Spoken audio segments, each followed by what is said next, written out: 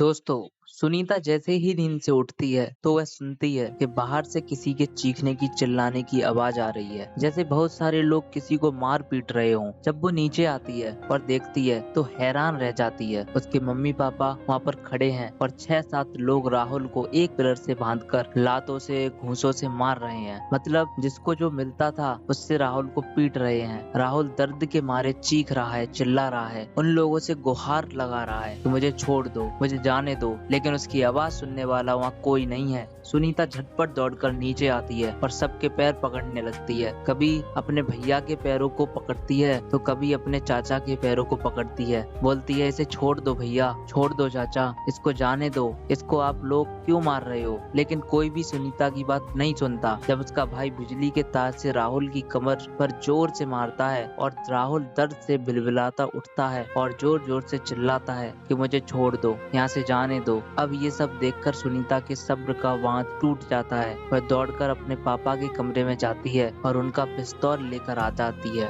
फिर जोर से चिल्लाती हुई बोलती है, अगर अब किसी ने भी राहुल को हाथ भी लगाया तो अंजाम बहुत बुरा होगा। मैं उससे शूट कर दूंगी, गोली मार दूंगी। दोस्तों, सुनीता का यह रौद्र रूप देखकर सब दंग रह जाते हैं, सब सन्न रह जाते हैं। जो जहाँ था वहीं खड़ा रह जाता है। फिर वो अपने मम्मी पापा की तरफ मुंह करके बोलती है, आप लोग हमेशा कहा करते थे ना कि मैं आपकी लाडली बेटी हूँ। कैसी लाडली हूँ? आपसे कहा इस लड़के को छोड़ दो, इसे भूल जाओ। मैंने इसे छोड़ दिया है, मैं इसे भूल गई। आपने कहा दूसरे लड़के से शादी कर लो, मैंने उसके लिए भी हाँ कर दी। लेकिन जब आप लोग जानवर की तरह से मार रहे हैं तब मेरे सब्र का बांध टूट गया। अरे आप जानते भी हैं यह लड़का कौन है? मैं बताती हूँ। जब मेरा एक्सीडेंट हुआ था, जब मैं मरने वाली थी, तो यही लड़का मुझे अस्पताल लेकर गया था। ये आप लोगों को रात भर कॉल करता रहा, लेकिन आप लोगों ने कॉल नहीं उठाई। इसी लड़के ने मुझे खून देकर मुझे नई जिंदगी दी है और आज मैं जो गवर्नमेंट ऑफिसर बनी हूँ, इसी लड़के की बदौलत बनी हूँ। दोस्तों, सुनीता की ये बातें सुनकर वहाँ खड़े सभी लोग अचंभे में पड़ जाते हैं। दोस्तों, आखिर कौन थी सुनीता और वह लड़का कौन होता है जिसे लोग मार रहे थे? उसे बचाने के लिए सुनीता क्यों पिस्टल लेकर आ जाती है? क्या है दोनों का रिश्ता? आइए जानते हैं पूरी कहानी की सच्चाई इस वीडियो में। लेकिन वीडियो में आगे बढ़ने से पहले आप सभी से विनम्रता से निवेदन है कि आप वीडियो को एक लाइक अवश्य कर दीजिए और हमारे यूट्यूब चैनल को सब्सक्राइब कर लीजिए। दोस्तों, ये कहानी है उत्तर प्रदेश के आगरा की। एक लड़की जिसका नाम सुनीता होता है, जो कि बेहद खूबसूरत थी। उसका अभी ग्रेजुएशन कंप्लीट हुआ था। उसके पिता आगरा की एक प्राइवेट कंपनी में नौकरी करते थे, वहाँ एक इंजीनियर थे। सुनीता पढ़ने लिखने में बहुत ही होशियार थी और वह दिल्ली जाकर यूपीएससी की तैयारी करना चाहती थी। लेकिन माँ बाप की इकलौती संतान होने की वजह से उसके माँ बाप उसे ज्यादा दूर भेजने के लिए तैयार नहीं होते हैं। जब सुनीता अपने माँ बाप को बताती है कि उसे गवर्नमेंट ऑफिसर बनने का सपना है, उसे और आगे बढ़ना है, तो थक हार कर उसके माँ बाप उसे अपने शहर के करीब ही पढ़ाई करने के लिए बोलते हैं। वह किसी भी कीमत पर उसे दिल्ली भेजने के लिए तैयार नहीं थे। सुनीता को भी अपने माँ बाप की बात माननी पड़ती है और समझौता करना पड़ता है। वह इलाहाबाद आ जाती है और इलाहाबाद में आकर वह एक कोचिंग को ज्वाइन कर लेती है और पीसीएस की तैयारी करने लगती है। और अब यूपीएससी का सपना छोड़कर वह पीसीएस की तैयारी में जुट जाती है। अपने माता पिता की इकलौती औलाद थी। उसके पिता आगरा में इंजीनियर थे। अच्छा खासी उन्हें सैलरी मिलती थी, इसलिए सुनीता को भी वह खूब पैसा भेजा करते थे। सुनीता अपने माता पिता की लाडली बेटी थी। जो भी वह बोलती थी उसके माता पिता उसे दे दिया करते थे। जितना पैसा वह बोलती थी माँ बाप उसे भेज देते थे। अब दोस्तों, जब बच्चों को जरूरत से ज्यादा पैसा मिलने लगता है तो उसके कदम बहकने लगते हैं। ऐसा ही दोस्तों सुनीता के साथ हुआ। कई बिगड़ी हुई लड़कियां उसकी सहेलियां बन जाती हैं और कई बिगड़े हुए लड़के उसके दोस्त बन गए थे। अब उसका जो फ्रेंड ग्रुप था वह बहुत ही मंचला ग्रुप था। इसमें 5-6 लड़कियां और 7-8 लड़के थे और सभी नशेड़ी थे। सिगरेट बियर शराब पीते थे, रातों को बार में जाते थे और डांस क्लब जाते थे। अब धीरे धीरे सुनीता भी इनकी संगत में रहकर आवारा और नशेड़ी बन चुकी थी। अमीर बाप की इकलौती औलाद थी, उसे कोई फर्क नहीं पड़ता था और धीरे धीरे सुनीता अपनी पढ़ाई लिखाई से दूर होने लगती है। वह नशे की आदी हो चुकी थी। उसके माँ बाप उसे बहुत समझाने की कोशिश करते हैं, लेकिन सुनीता पर कोई असर नहीं पड़ता है और वो अपनी दुनिया में मस्त मगन रहने लगती है। अब उसकी दुनिया ही अलग हो गई थी। आप लोगों को पता ही होगा, नशा करने वालों की दुनिया अलग ही हो जाती है। वह किसी की बात नहीं सुनते। जब नशा रिक्शा उनके सर चढ़कर बोलता है तो वो एक अलग ही दुनिया में पहुंच जाते हैं। यही हालत सुनीता की हो गई थी।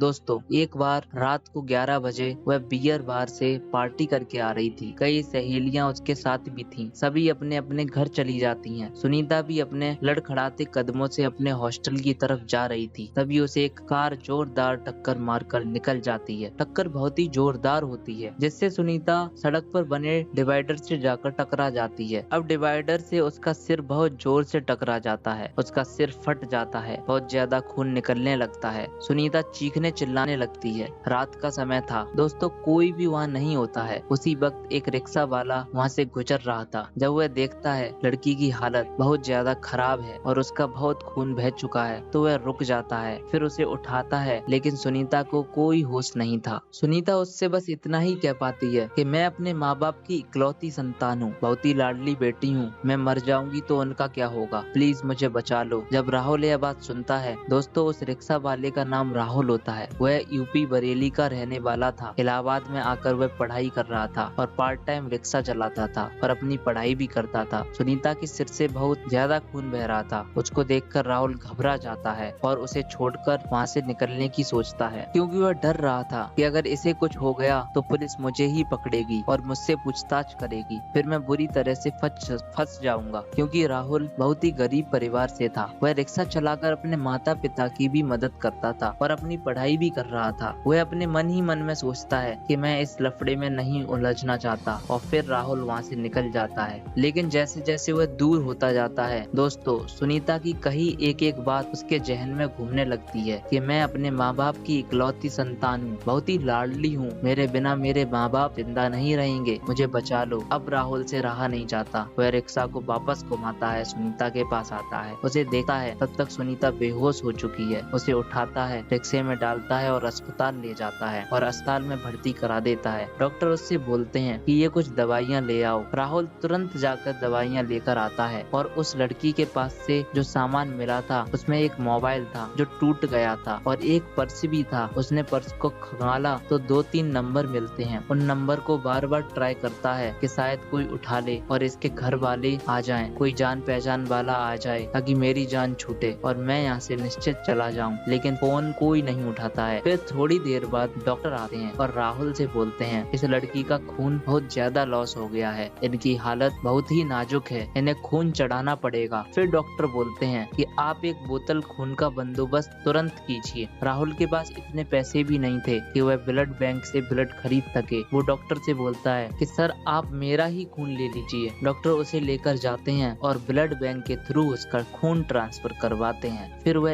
एक बोतल खून ब्लड बैंक को दे देता है और सुनीता के ब्लड ग्रुप से क्रॉस मैच कराकर एक बोतल खून ले आता है। अब सुनीता की हालत में थोड़ा सुधार आ जाता है। ऐसे ही सुबह होती जाती है और राहुल इधर लगातार कॉल मिला रहा था। आखिरकार उसका कॉल सुनीता के पिता उठाते हैं। राहुल सारी बातें बताता है कि एक लड़की ऐसे ऐसे है और मुझे सड़क पर गंभीर हालत में पड़ी मिली थी। उसके पास यह नंबर मिला था। हमें कुछ पता नहीं कौन है, कहाँ की है। उसके पिता उससे सारे एड्रेस लेते हैं कि कहाँ पर है, तो बताता है कि इलाहाबाद जिला अस्पताल में भर्ती है, आप जल्दी से आ जाइए। अब उसके पिता तुरंत उस हॉस्पिटल में पहुँचने के लिए निकल पड़ते हैं। दोस्तों, 2-3 घंटे में सुनीता के पिता आ जाते हैं। उसके पिता के आने से पहले ही राहुल जब देखता है उसकी हालत में अब सुधार है, सब कुछ ठीक है, तो वह उसको ऐसे ही छोड़कर वहाँ से निकल जाता है। उसके पिता आते हैं, अपनी बेटी का बाकी ट्रीटमेंट करवाते हैं। जब वो ठीक हो जाती है तो डॉक्टर उन्हें अस्पताल से डिस्चार्ज कर देते हैं। उसके पिता उसे अपने साथ आगरा ले आते हैं। सुनीता आगरा में 1-2 महीने रहती है, बिल्कुल स्वस्थ हो जाती है, तो फिर से इलाहाबाद पढ़ाई के लिए आ जाती है। यह घटना घटित हुए 3-4 महीने बीत चुके थे। दोस्तों, एक दिन एक चौराहे पर राहुल अपनी ऑटो रिक्शा लगाकर सवारियों का इंतजार कर रहा था। उसी समय सुनीता वहाँ से गुजर रही थी। सुनीता तो राहुल को पहचान नहीं पाती, क्योंकि उसने उसे देखा ही नहीं था। उसने बेहोश होने से पहले सिर्फ एक झलक देखी थी। उसे याद नहीं था कि राहुल उसे भली भांति पहचानता था,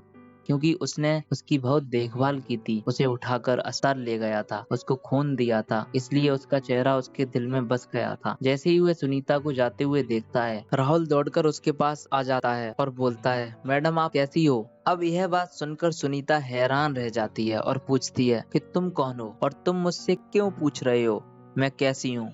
मैं चाहे जैसी भी हूँ, तुम्हें क्या मतलब है। फिर राहुल उसे सारी बात बताता है। बोलता है, मैडम आपका कुछ समय पहले एक्सीडेंट हुआ था। वह मैं ही था जो आपको लेकर अस्पताल गया था।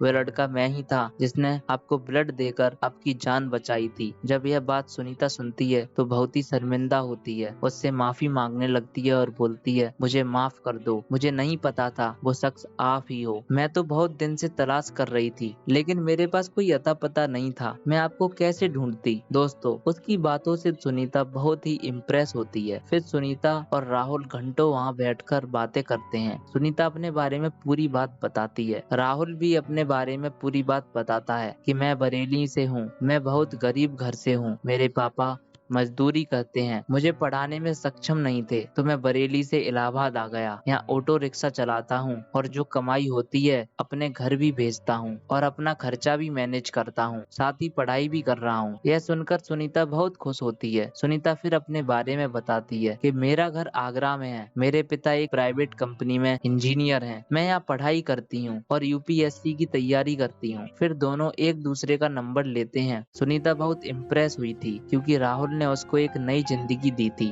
अगर वह लड़का नहीं होता तो सुनीता की जान भी नहीं बचती। अब दोनों में थोड़ी थोड़ी बातचीत होने लगती है और धीरे धीरे सुनीता राहुल से प्यार कर बैठती है। सुनीता कभी कभी राहुल से मिलने भी आ जाती थी। जब धीरे धीरे राहुल को यह बात पता चलती है कि सुनीता को नशे की आदत है तो राहुल उसे बहुत समझाता है कि तुम अपने माँ बाप की इकलौती लाडली बेटी हो, तुम्हारे माँ बाप तुमसे बहुत ही उम्मीद रखते हैं, तुम पर भरोसा करते हैं, यह तुम्हें शोभा नहीं देता। तुम अच्छे घर की हो, संस्कारी परिवार से हो, तुम्हें नशा करना शोभा नहीं देता। अपनी पढ़ाई पर फोकस करो।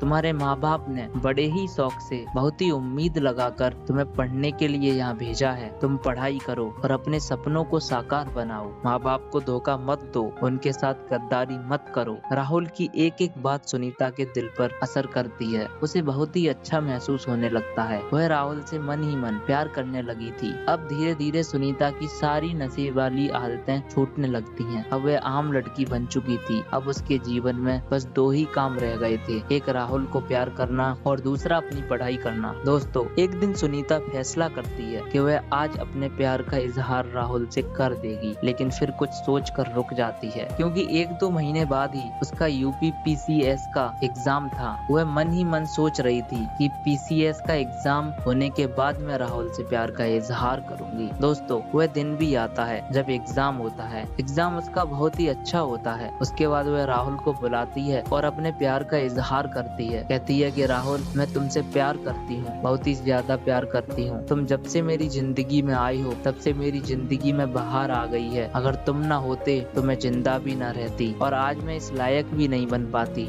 ना मैं पढ़ाई कर पाती। मैं तो नशे की लत में बुरी तरह से बर्बाद हो चुकी थी। फिर राहुल उसे समझाते हुए कहता है कि सुनीता, दोस्ती तक तो ठीक है, लेकिन यार मैं प्यार के चक्कर में नहीं पड़ सकता क्योंकि मैं बहुत गरीब परिवार से हूँ और तुम बहुत अमीर खानदान से हो, हमारी जोड़ी नहीं बन पाएगी। लेकिन सुनीता कहती है, मेरा एग्जाम बहुत ही अच्छा गया है, मैं एसडीएम बन जाऊंगी तो तुम्हें भी बहुत खुश रखूंगी। राहुल उसको हर तरह से समझाता है लेकिन सुनीता नहीं मानती है। अब धीरे धीरे राहुल का दिल भी पिघलने लगा है और वह भी सुनीता से प्यार कर बैठा है। दोस्तों, दोनों का प्यार अब धीरे धीरे आगे बढ़ता है। दोनों बहुत ही खुश थे, लेकिन सुनीता का रिजल्ट भी आ जाता है। वो अच्छे अंकों से बढ़िया रैंक से पास हो जाती है। उसका एसडीएम के लिए सिलेक्शन हो जाता है। अब वो ट्रेनिंग में जाने वाली थी तो कुछ दिनों के लिए छुट्टी पर घर जाती है। जब वह घर पहुंचती है तो उसके माता पिता बहुत ही खुश होते हैं। आसपास के सभी लोग बहुत खुश होते हैं। सब खुशी मनाते हैं कि बिटिया एसडीएम बन गई है,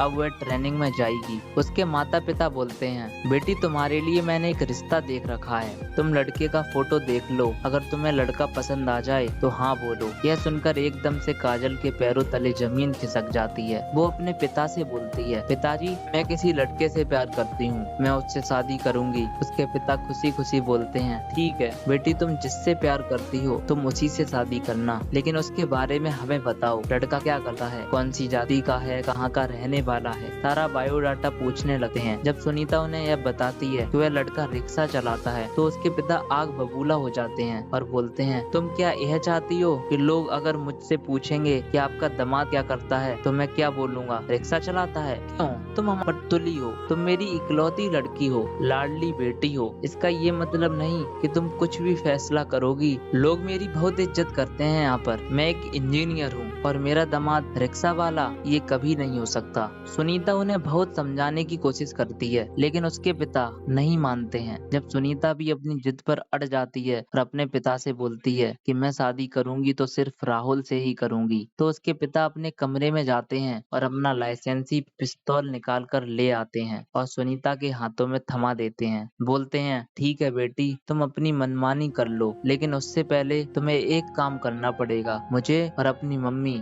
दोनों को तुम इस पिस्तौल से शूट कर दो, फिर जहां मर्जी तुम अपनी शादी करना और खुश रहना। दोस्तों, बड़ा ही भावुक मंजर बन जाता है। यह सुनकर सुनीता के हाथ कांपने लगते हैं। पिस्टल उसके हाथों से छूट जाती है। वह अपने मम्मी पापा से लिपट जाती है। बोलती है, पापा आप जहाँ कहेंगे मैं वहीं शादी करने के लिए तैयार हूँ। उसके माता पिता बहुत खुश होते हैं। सुनीता अपना सिम चेंज कर नंबर बदल लेती है। उधर राहुल कई दिन से काजल को फोन लगा रहा था। उसका नंबर स्विच ऑफ बता रहा था। अब राहुल बहुत ज्यादा परेशान हो जाता है। एक दिन सुनीता की सहेली से मिलता है, उसके बारे में जानकारी करता है। उसकी सहेली बताती है कि उसका एसडीएम के लिए सिलेक्शन हो चुका है। अब वह ट्रेनिंग में जाने वाली है। वह कुछ दिनों के लिए घर गई है और इस वक्त उसके माता पिता उसकी शादी किसी लड़के से करा रहे हैं। दोस्तों, यह सुनकर राहुल चौंक जाता है। राहुल सोचता है कि मैं तो उससे प्यार करना ही नहीं चाहता था, लेकिन जबरदस्ती उसने मुझसे प्यार किया और मुझे भी अपना आदी बना दिया। अब मैं उसके बिना नहीं रह सकता हूँ और तो मुझे छोड़ दिया।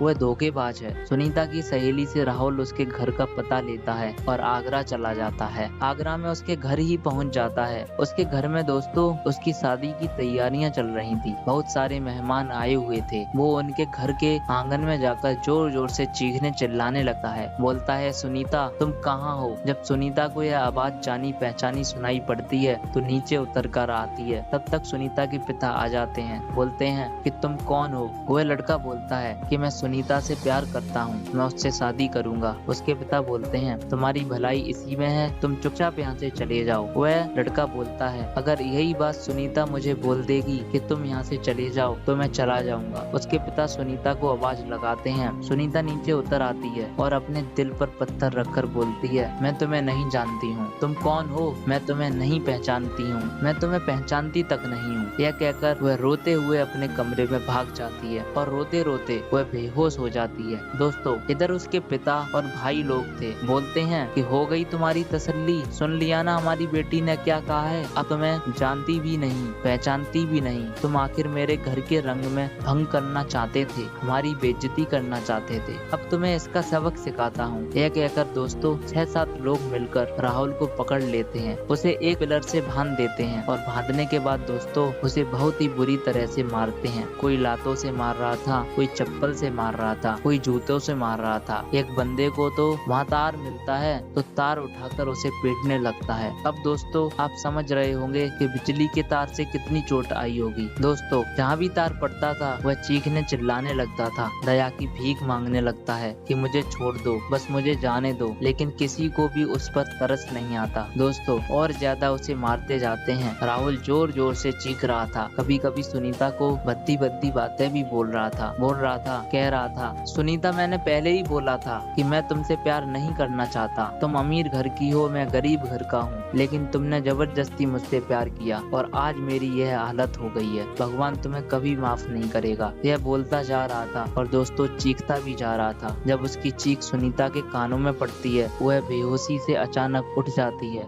फिर कमरे से बाहर आकर जैसे ही वह 2 मंजिल से देखती है कि राहुल को पिलर से बांधकर लोग बुरी तरह से पीट रहे हैं, अब सुनीता की सब्र का बांध टूट जाता है। वह दौड़ती हुई आती है और अपने पिता के पैरों में गिर जाती है और सबसे कहती है, इसे माफ कर दो चाचा, इसकी गलती नहीं है, माफ कर दो भैया, इसे जाने दो, इसने आपका क्या बिगाड़ा है। लेकिन कोई उसकी बात नहीं सुन रहा था। इधर राहुल भी चीखे जा रहा था और सुनीता भी चीखे जा रही थी कि माफ कर दो चाचा, माफ कर दो भैया, माफ कर दो, इसे जाने दो, क्योंकि दोस्तों राहुल के शरीर पर जो मार पड़ रही थी वह सब सुनीता के दिल पर हथौड़ा बनकर लग रही थी। जब सुनीता की बात कोई नहीं सुनता है तो सुनीता गुस्से से खड़ी हो जाती है और भाग के अपने पापा के कमरे में जाती है और उनका लाइसेंसी पिस्टल लेकर नीचे आती है और हवा में एक फायर करती है और बोलती है, खबरदार अगर किसी ने अब राहुल को टच भी किया तो मुझसे बुरा कोई नहीं होगा, मैं उसे शूट कर दूंगी। दोस्तों गोली की गूंज सुनकर सब रुक जाते हैं और सन्न खड़े रह जाते हैं और सुनीता का यह रौद्र रूप देखकर सब डर जाते हैं। सुनीता आगे आकर बोलती है, अगर किसी ने भी अपनी माँ का दूध पिया है तो आगे बढ़ो और हिम्मत दिखाओ, एक थप्पड़ भी लगाकर तो दिखाओ, मैं उसे गोली मार दूंगी। दोस्तों कोई आगे नहीं बढ़ता है। अब सुनीता अपने मम्मी पापा की तरफ घूमती है, उन्हें बोलती है कि आप तो मुझसे हमेशा बोला करते थे कि मैं आपकी लाडली बेटी हूँ, आपकी जान हूँ। आपने जो जो कहा मैंने वह किया। आपने कहा इस लड़के को छोड़ दो, मैंने छोड़ दिया। आपने कहा इस लड़के को भूल जाओ, मैं भूल गई। आपने कहा दूसरे लड़के से शादी कर लो, मैं तैयार हो गई। आपने कहा इस लड़के को यहाँ से भगा दो, मैंने दिल पर पत्थर रखकर इनसे बोल दिया यहाँ से जाने के लिए कि मैं इन्हें पहचानती ही नहीं हूँ। लेकिन क्या आप जानते हैं ये लड़का कौन है? ये लड़का भले ही रिक्शा चलाता है लेकिन ये लड़का नहीं होता तो आज मैं भी नहीं होती। जब मेरा एक्सीडेंट हुआ था रात को,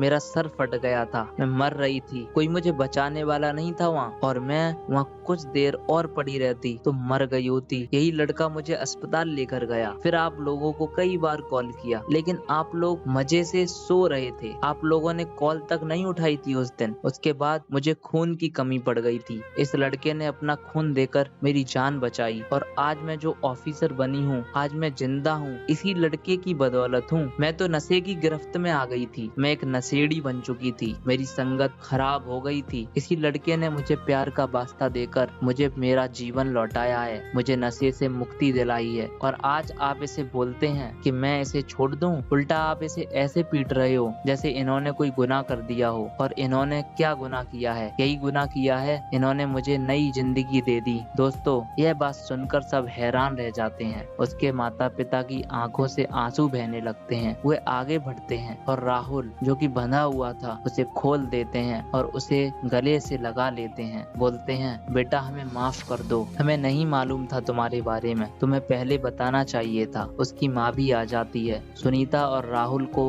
गले लगा लेती है, बोलती है बेटा हमें माफ कर दो। दोस्तों अब उसी मंडप में सुनीता और राहुल की खुशी खुशी शादी कर दी जाती है। उसके बाद सुनीता अपनी ट्रेनिंग में चली जाती है। दोस्तों उसके बाद दोनों बड़े ही प्यार और खुशी से रहने लगते हैं। तो दोस्तों ये थी आज की कहानी। आप क्या कहना चाहोगे राहुल के बारे में और क्या कहना चाहते हो सुनीता के बारे में? आपकी जो भी राय है हमें कमेंट बॉक्स में लिखकर अवश्य बताइए। और आपको कहानी जरा भी पसंद आई हो तो हमारे YouTube चैनल को सब्सक्राइब कर लीजिए ताकि रोज आने वाली वीडियो आपको बिल्कुल टाइम पर मिल जाए। और वीडियो को एक लाइक भी कर दीजिए। मिलते हैं फिर से एक नई और इंटरेस्टिंग कहानी के साथ। तब तक के लिए जय हिंद दोस्तों।